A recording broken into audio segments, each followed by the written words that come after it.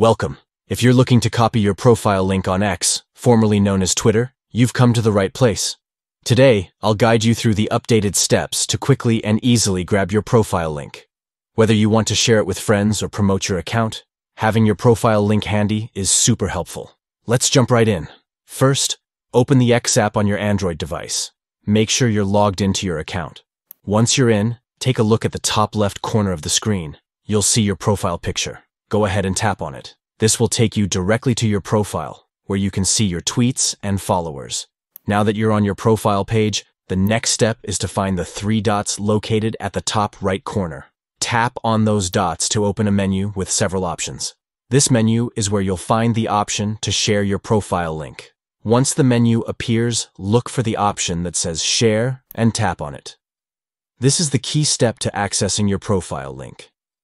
After tapping Share, you'll see various options for sharing your profile.